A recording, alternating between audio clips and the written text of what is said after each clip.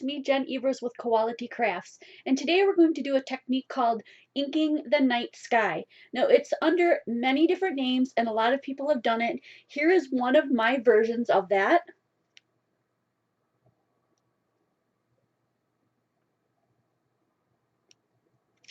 And if you don't have all of the fancy tools and tips and tricks under your sleeve already to make these, I'm going to show you 4 different simple ways to get this accomplished. Let's go down to the desk. First way to get this night sky would be to grab any kind of star stamps you have. My stamps are from this May Made It set. It's called All Is Bright. Use a Versamark or any clear ink, stamp out your stars, sprinkle on your embossing powder, and then put your gun to it and heat set them. Just like that. And then we're going to add some ink to it, so you can use any inks that you have. Use a dark blue, a dark purple, and a black. So I'm going to use purple first.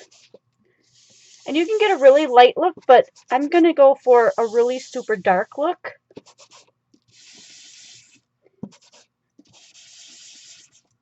And I'm just going to pick several areas of the paper to fill that in with purple. And then I'm going to do the same thing with my blue, and then I'm going to add a little bit of black.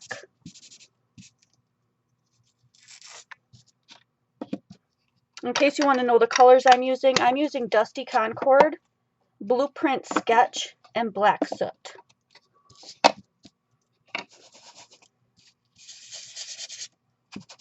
And for all the techniques that I show you today, I'm going to use the same colors.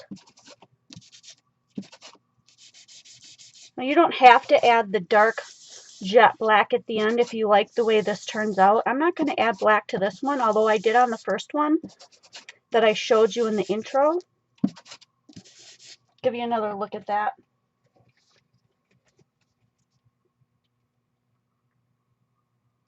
That's what we're shooting for here. So I'm going to show you how I finished getting that look. So after you've gotten everything done with all of your inks,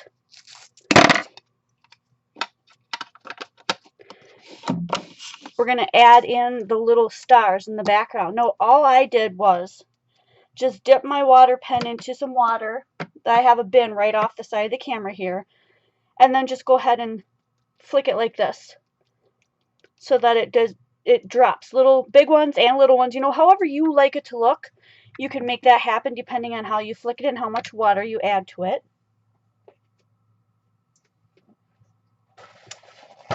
And then you can let that sit, or you can wipe it off or dab it off with a towel. It's up to you.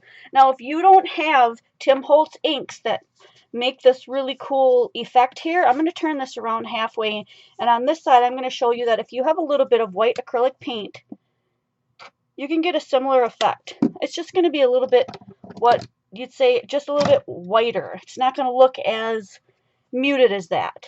So I'm going to add a little bit of water to that. It's probably way more than I need.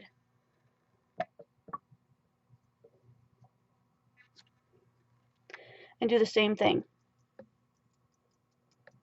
Now the more you dilute it and the harder you hit this, the smaller and the more spread out all of your dots are going to be. But then you get a nice bunch of white dots, and I think that really looks cool. So depending on how you want yours to look, you can pull it off even if you don't have the Tim Holtz Distress inks that react that way. I'll definitely leave pictures at the end so that you can see this a lot clearer and more up close. Let's move on to technique 2. I'm combining techniques 2 and 3 together. And this is if you don't have a lot of stamps or you don't have any stamps that have the little stars on it, but you do have a bunch of these little punches laying around. I'm going to do half and half like I did on the last one. And the first one is that you take white paper and punch a bunch of them out. And then you can use them individually, like I have here, or you can stack them in 3s and glue them together like I have here. So I'm going to use my little intricate gluer here. And you stick these on top of one another, and I like to layer about 3. My cardstock is 110-pound cardstock. So that might give you an idea depending on what pound of cardstock you're using. Glue them together. And not only will it give you the white background, or the white, the white of the star on the background like that, but it'll also give you a bunch of dimension, which is really cool. So I'm going to go ahead here and just put a bunch on my card, keeping in mind that I'm only doing about half.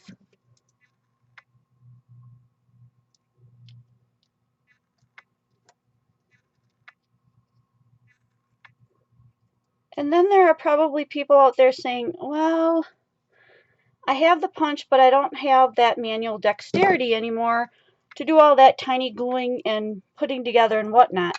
So I have another idea for you. If you take your punch, and hopefully you have a punch that punches much smoother than mine, because this one, it's really nice that it has this long arm, so I can reach, way in, but it's a very tough punch.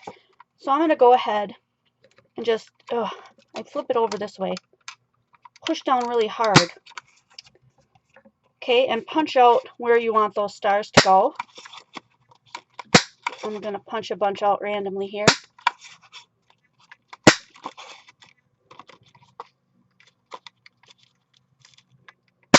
Yeah, get yourself a punch that's not so hard on yourself like that. And then, so that you don't have to do any of the teeny tiny pieces and parts, you just go ahead and glue around each one on the back here, about halfway. And we're just going to add a piece of white paper. Here it is. Cover up all those stars, all the holes, so that when we flip it over, ta-da, they're all white stars. Now see, my punch is really old, so you get that fuzzy looking.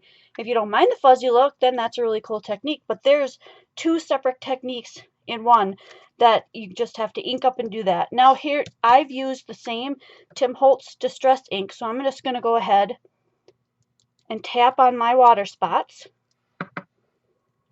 You can use your white acrylic ink, or maybe a white gel pen, or a white paint pen, whatever you have to add on all of your other little incidental stars in the background. I really do like the white paint, but that's a cool effect if you have the Tim Holtz inks. So we've got one more technique. Let's move on to that. The fourth technique is for those who don't have punches, or you don't have stamps, but you have one of these embossing pens laying around that has clear ink in it. So it's kind of like Versamark ink in a marker. And you have a little bit of drawing skills, which I don't have great drawing skills, but I can certainly do a few stars. Old school stars, up, down, across, and across, and just draw on your own stars. This way is kind of cool because you can make really big stars, or you can make really small stars. I'm not sure how wet this is, so I'm going to go ahead and throw on a little bit of white embossing powder right away.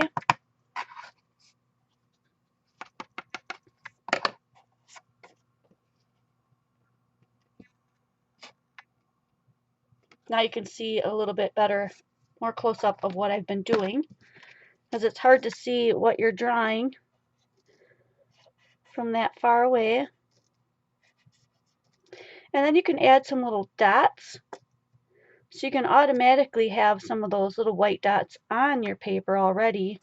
And then we would do the resist technique as we put the ink over the top of all of it.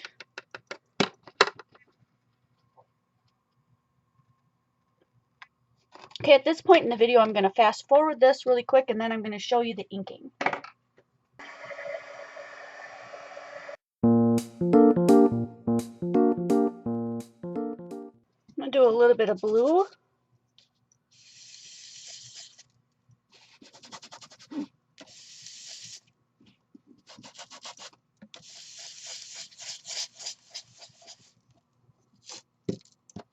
And a little bit of purple.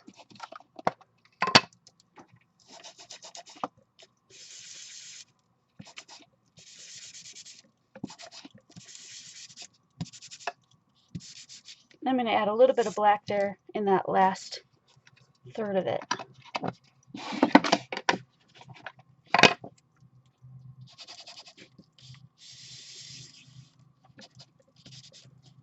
And just to cover that white space at the top, I'll add a little black there.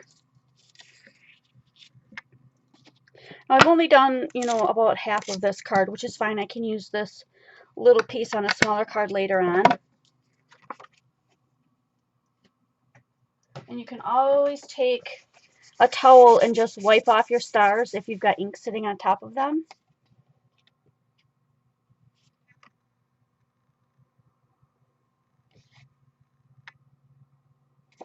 But that turns out just as cool. And then you've got a unique pattern of stars that no one else has because you drew them on. Thanks for joining me for this Ink the Night Sky 4 technique video. If you enjoyed it, please give me a thumbs up. If you're not subscribed already, there's a subscribe button right below this video, and also a share button if you think some of your crafty friends would enjoy it as well. And I will see you guys next video.